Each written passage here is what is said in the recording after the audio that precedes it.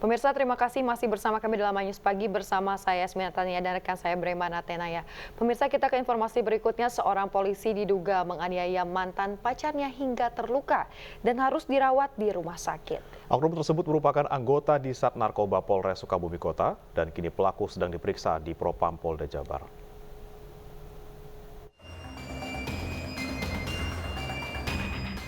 Viral di media sosial, seorang perempuan berinisial ST, 25 tahun, tengah terbaring di salah satu rumah sakit di kota Bandung dengan kondisi penuh darah.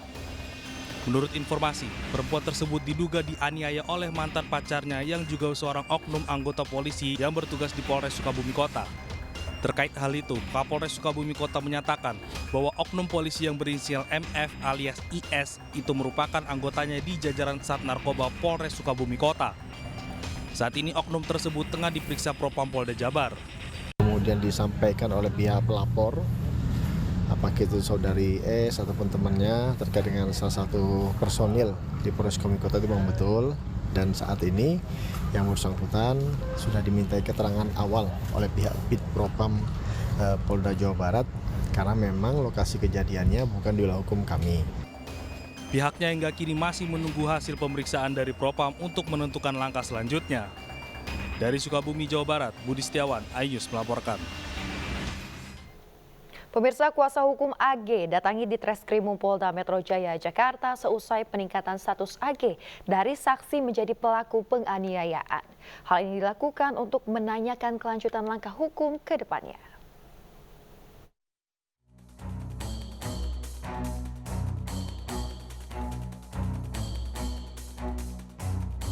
Polda Metro Jaya kini menaikkan status AG yang merupakan pacar dari Mario Dandi, pelaku penganiayaan terhadap Kristalino David Letumahina atau David Ozora Letumahina. Sebelumnya AG berstatus saksi, kini berstatus pelaku penganiayaan setelah dilakukan penyidikan. Dalam hal ini pihak kepolisian menyebutkan pelaku tidak bisa disebut tersangka dikarenakan masih di bawah umur. Alasan kepolisian menaikkan status dari saksi menjadi pelaku dikarenakan AG tidak memberikan keterangan yang sebenarnya, serta dilakukan pemeriksaan melalui CCTV yang ada di TKP dan jejak digital chat antara AG dan David. Dalam hal ini, kuasa hukum AG mendatangi pelayan perempuan dan anak di Treskrimum Polda Metro Jaya guna melakukan konsultasi untuk menanyakan kelanjutan langkah hukum ke depannya. Hari ini kita sebenarnya mau konsultasi terkait peningkatan status kemarin karena ini terkait dengan anak, jadi kami harus berkoordinasi dulu dengan pihak penyidik tentang kapan dan bagaimana proses ke depan lanjutannya. Tadi penjabaran dari penyidik, update itu bagaimana? Nanti kita lagi mau tunggu panggilan dari penyidik untuk pemeriksaan anak ini sebagai anak yang berkonflik dengan hukum. Tanggalnya belum dipastikan? Nanti kita tunggu panggilannya. Sementara itu, konsultan pajak Rafael Alun Trisambodo diduga kabur ke luar negeri. Keterlibatan konsultan pajak yang bekerja untuk Rafael Alun sebelumnya diungkap PPATK dan telah melakukan pemblokiran rekening. Pemirsa, Lembaga Perlindungan Saksi dan Korban memutuskan memberikan perlindungan terhadap Kristalino David Ozora, korban penganiayaan Mario Dandi Satrio. Perlindungan terhadap David Ozora diputuskan dalam sidang Mahkamah Pimpinan LPSK. David Ozora dinilai memenuhi syarat perlindungan baik formal maupun material. Kasus penganiayaan berat yang dialami David pun disebutkan LPSK menjadi prioritas. Genap 2 pekan setelah penganiayaan pada 20 Februari lalu, David Ozora masih terbaring di rumah sakit dan belum sadarkan diri. Saat ini David kondisinya dikabarkan membaik.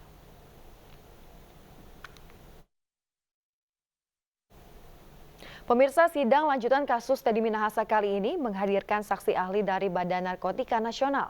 Dalam persidangan dibahas apakah barang bukti yang sudah disita harus dimusnahkan atau bisa diperpanjang.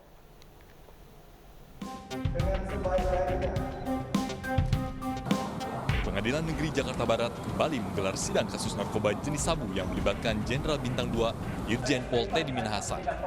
Sidang kali ini beragendakan pemeriksaan saksi ahli. Hakim ketua bertanya kepada saksi ahli terkait apakah barang bukti narkotika dapat digunakan sebagai sarana jual beli dalam melakukan pembelian terselubung. Ahwil yang juga mantan Kepala BNN pertama yang saat itu masih bernama Badan Koordinasi Narkotika Nasional mengatakan barang bukti yang sudah disita harus dimusnahkan dalam waktu seminggu atau bisa diperpanjang menjadi 2 minggu bila lokasi pengungkapannya jauh. bahwa barang yang sudah disita mutlak harus dimusnahkan. Mutlak harus dimusnahkan. Yang boleh disisihkan hanya tadi untuk kepentingan sidang pengadilan dan untuk kepentingan pendidikan dan pelatihan. Ini jelas di undang-undang sangat tegas. Jadi kalau misalnya kita menggunakan barang bukti untuk menjebak, terus waktu kita menjebak ke seseorang, kita tangkap, barang bukti yang ditangkap kan barang kita. Sementara itu, kuasa hukum terdakwa Hotman Paris Hutapea menilai jika Dodi Prawirengara bertanggung jawab terhadap penjualan narkoba karena kliennya telah memerintahkan untuk memusnahkan.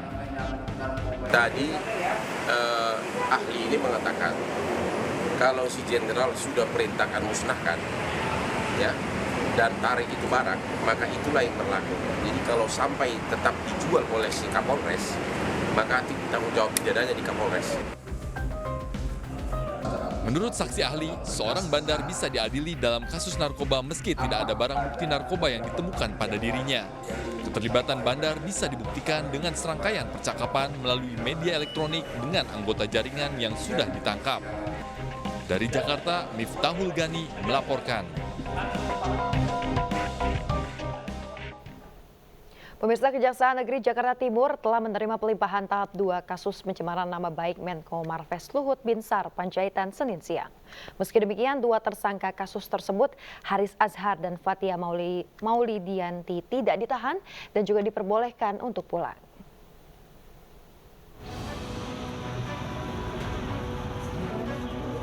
Dua kasus pencemaran nama baik Menko Marves Luhut Binsar Panjaitan, yakni Haris Azhar dan Fathia Maulidianti, hadir di Kejaksaan Negeri Jakarta Timur Senin siang.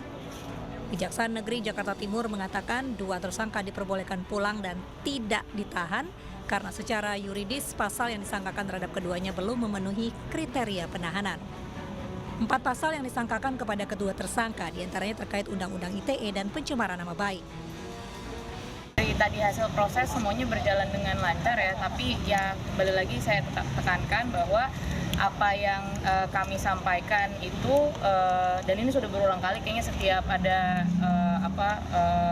sesi di Polda ataupun sekarang sampai ke Kejaksaan, kita selalu mengatakan bahwa yang namanya UITE ini memang jadi sarang untuk terus mengkriminalkan suara-suara publik gitu ya, yang dimana tidak terlihat bagaimana manfaatnya dari UITE ini sendiri. Jadi dari kasus kami berdua sebetulnya ini hanyalah segelintir dari berbagai macam persoalan dari UITE dan juga bagaimana akhirnya masyarakat dibuat takut. Telah dilaksanakan penyerahan tersangka dan barang bukti dari penyidik Polda Metro Jaya terhadap 2 orang tersangka, yaitu Saudara Haris Azhar dan Saudari Fathia Maulidianti. Sebagai informasi bahwa untuk 2 tersangka tersebut telah dilakukan tahap 2 dengan lancar. Tentu tidak dilakukan penahanan karena secara yuridis atau normatif di dalam KUHP bahwa pasal-pasal yang disangkakan belum memenuhi kriteria untuk dilakukan penahanan. Kejaksaan masih menunggu waktu hingga akhirnya berkas perkara disidangkan di Pengadilan Negeri Jakarta Timur. Haris Azhar dan Fathia Maulidianti ditetapkan sebagai tersangka kasus pencemaran nama baik Menko Marves Luhut Binsar Panjaitan. Kasus bermula saat keduanya mengaitkan nama Luhut dengan perusahaan bisnis tambang di Papua melalui video di channel YouTube Haris Azhar. Haris dan Fathia menyebut perusahaan bernama PT Tobakom Del Mandiri sebagai anak perusahaan Toba Sejahtera Group yang sahamnya dimiliki oleh Luhut Binsar Panjaitan.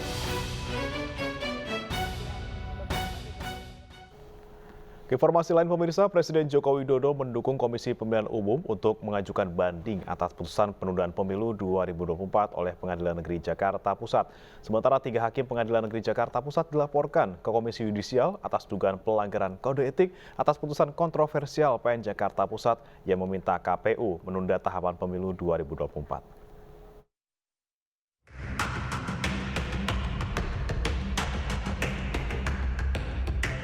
Kongres Pemuda Indonesia resmi melaporkan Hakim Pengadilan Negeri Jakarta Pusat ke Komisi Yudisial terkait putusan kontroversi PN Jakarta Pusat yang meminta KPU mengulang tahapan pemilu 2024. Putusan tersebut dinilai di luar kewenangan PN Jakpus.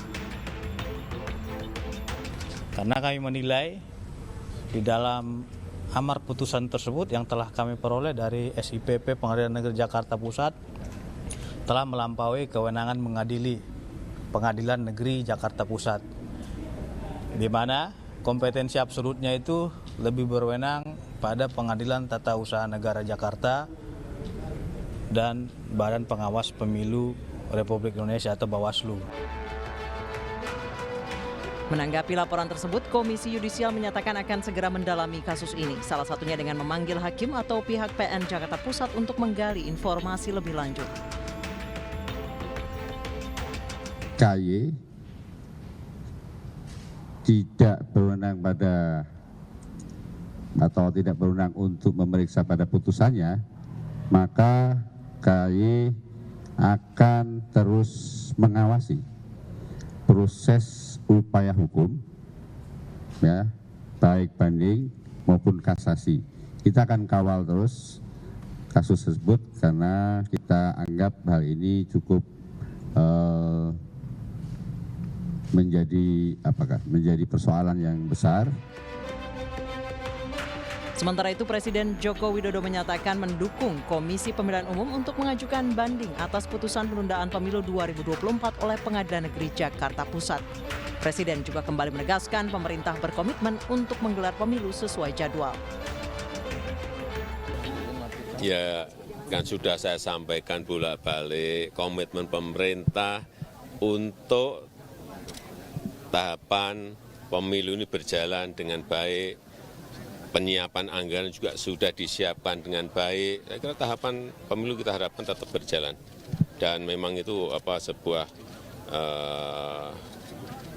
kontroversi yang menimbulkan pro dan kontra, tetapi juga pemerintah mendukung KPU untuk naik banding. Ya. Sebelumnya, PN Jakarta Pusat mengabulkan gugatan Partai Prima terhadap Komisi Pemilihan Umum. PN Jakpus menghukum KPU untuk tidak melaksanakan sisa tahapan pemilu 2024 dan melaksanakan tahapan pemilu dari awal. Putusan tersebut berdampak pada penundaan pemilu 2024.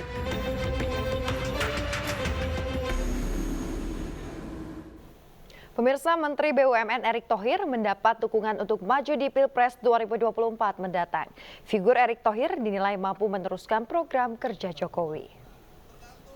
Puluhan orang yang tergabung dalam relawan sahabat setia Erick Thohir mendeklarasikan dukungan untuk Erick Thohir di kawasan Menteng, Jakarta Pusat, Senin sore.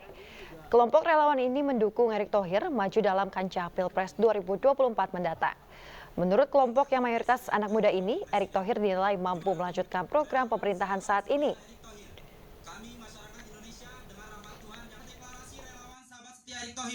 Kami masyarakat Indonesia dengan rahmat Tuhan yang Maha Esa. Memasuki tahun politik, sejumlah kegiatan positif juga digelar relawan pendukung Baca Pres 2024 di beberapa daerah, mulai dari edukasi mengenai deteksi dini kanker serviks, istighosah hingga menggelar bazar sembako murah.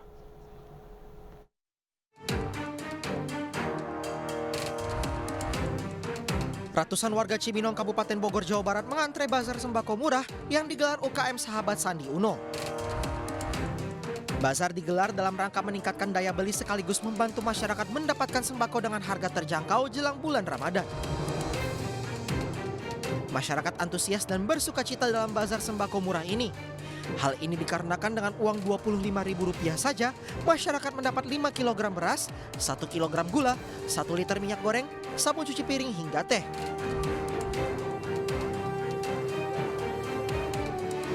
Komunitas Warung Tegal Indonesia mengadakan demo memasak kepada ibu-ibu di Desa Giri Jaya, Cidahu, Sukabumi, Jawa Barat. Selain demo memasak, juga dibagikan bantuan peralatan dapur berupa panci kepada para peserta. Kegiatan ini digelar sebagai bentuk komitmen Kowarteg untuk terus berbagi kepada masyarakat dan menebar kebaikan di sejumlah daerah. Pihaknya berencana menggelar beberapa kegiatan yang bermanfaat lain seperti pengobatan gratis.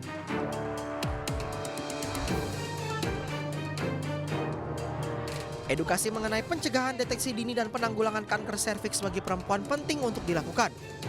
Kanker serviks atau leher rahim merupakan jenis kanker yang menjadi salah satu penyebab kematian tertinggi wanita Indonesia setelah kanker payudara. Menindaklanjuti hal itu, relawan Mak Ganjar menginisiasi penyuluhan kanker serviks bekerja sama dengan tenaga kesehatan untuk ibu-ibu. Kegiatan digelar di wilayah Kelurahan Grendeng, Kecamatan Karawaci, Kota Tangerang, Banten.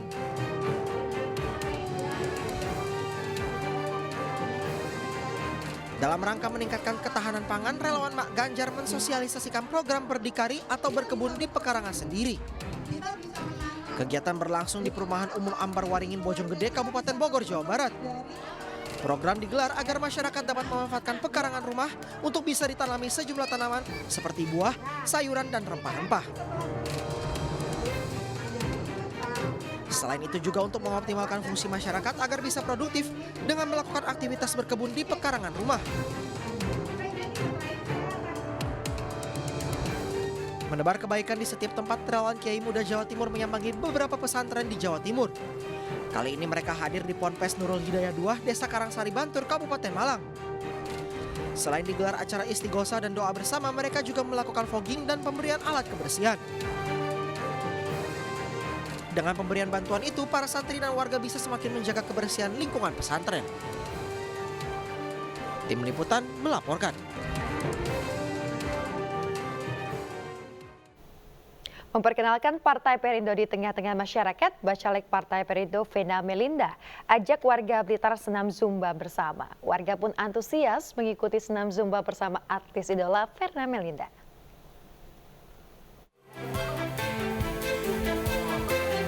Berlokasi di wisata Jenggolo Urung-Urung, Desa Sukosewu, Kecamatan Gandusari, Blitar, Jawa Timur, Bacalek Vena Melinda melakukan senam bersama warga dan para fans.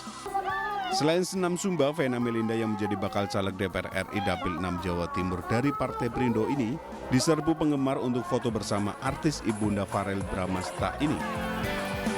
Selain sehat mengikuti senam, warga mengaku bahagia karena langsung bertemu dengan artis idolanya. Yang pertama kita sehat, nah yang kedua kita senang ketemu Bu Vena Melinda. Semoga untuk partai Mbak Vena Melinda, Partai Perindo tetap jaya. Kalau untuk Mbak megang amanah. Aku sebagai kader Partai Perindo, Bacalek juga harus turun lagi, mengingatkan lagi bahwa kemarin-kemarin program pro rakyat, kemudian kehadiran aku ini sebagai pengingat lagi. Selain senam Zumba, Vena Melinda juga ngopi bareng dengan puluhan warga yang ada di Desa Tembalang, Kecamatan Blingi. Ngopi bareng ini juga dalam rangka mendengarkan aspirasi dari berbagai kalangan yang ada di Desa Tembalang. Dari Blitar, Jawa Timur, Robi Ridwan Ainus melaporkan. Gubernur Jawa Tengah Ganjar Pranowo bersowan ke kediaman Tuan Guru Baru Babu Salam Besilam, Syekh Zikmal Fuad Mursyid di Kecamatan Padang Tualang, Kabupaten Langkat. Dalam silaturahmi ini, Ganjar berdiskusi dan saling bertukar pikiran dengan Syekh Zikmal Fuad terkait dengan pengalaman keduanya di bidang masing-masing. Syekh Zikmal Fuad merupakan Tuan Guru ke-12 dari Tuan Guru pertama, Syekh Abdul Wahab Rokan, Mursyid Taikat Naqsyabandiyah Khalidiyah di Riau dan Sumatera Timur pada abad ke-19 hingga awal abad ke-20. Sepanjang sejarah, Tuan Guru Babu Salam memiliki peran penting dalam syiar agama Islam di tanah air. Banyak tokoh bangsa yang pernah bersilaturahmi ke Besilam, diantaranya Presiden Jokowi dan Presiden keempat RI Abdurrahman Wahid atau Gus Dur. Buat kami adalah silaturahmi. Yang kedua, bisa mendengar sejarah cerita perkembangan Islam yang ada di sini, dan beliau menjadi satu tokoh yang sangat dihormati di sini. Masih muda, jadi kita banyak belajar lah dari sana. Jelang Operasi Ketupat 2023, Korps Lalu Lintas Polri kembali melakukan survei jalur mudik di Pelabuhan Merak dan Pelabuhan Ciwandan, Banten, Senin siang. Dalam survei jalur mudik bersama sejumlah instansi terkait, Kakor Lantas Polri Irjen Pol Firman Santiabudi menjelaskan Pelabuhan Ciwandan akan dibuka sebagai alternatif penyeberangan Lebaran 2023. Pelabuhan Ciwandan nantinya ikut membantu mengurangi penumpukan pemudik yang hendak berangkat ke Sumatera, sehingga tidak menumpuk di Pelabuhan Merak. Selain meninjau Pelabuhan Ciwandan, Korlantas Polri juga meninjau kesiapan jalur mudik dan rest area di wilayah hukum Banten. kemudian meningkatnya Kita berharap tidak kita lihat lagi antrian panjang di jalan Kota Banten menuju Merak, yaitu mereka kita istirahatkan sebentar di rest area ini. Nah, penting ini saya sampaikan supaya masyarakat bisa paham dan informasi juga melalui rekan-rekan media bahwa ini memang sengaja kita lakukan memastikan kepastian tiket, itu yang pertama. Karena tidak ada lagi ASDP mengeluarkan tiket di pelabuhan. Pemirsa, keluarga besar putra-putri Polri memperingati hari ulang tahun ke-20. Kegiatan ulang tahun diselenggarakan di Stadion Gelora Bung Karno, Jakarta dengan menggelar berbagai acara. Semarak hari ulang tahun keluarga besar putra-putri Polri ke-20 diikuti ribuan anggota dan masyarakat umum. Sejumlah acara digelar sejak Kamis pagi, mulai fun walk, senam aerobik, dan zumba hingga line dance. Tak ketinggalan door prize dihadirkan untuk mencairkan suasana. Keakraban semakin terasa saat para peserta menikmati Festival Soto Nusantara. Sebagai tanda hari jadi, Ketua KBPP Polri Dr. Evita Nursanti memotong kue ulang tahun dan juga Ketua KBPP Polri juga berterima kasih kepada masyarakat atas dukungannya selama ini. Sebagai organisasi besar, KBPP juga berkomitmen mendukung berbagai agenda kebangsaan dan percepatan pertumbuhan ekonomi.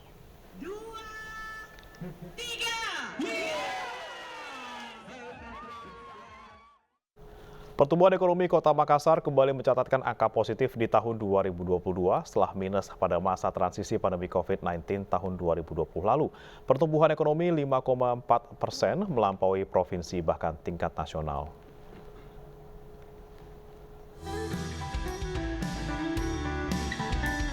Kota Makassar kembali mencatatkan angka positif di tahun 2022. Pertumbuhan ekonominya naik menjadi 5,40% dibandingkan tahun sebelumnya yang hanya mencapai 4,47%.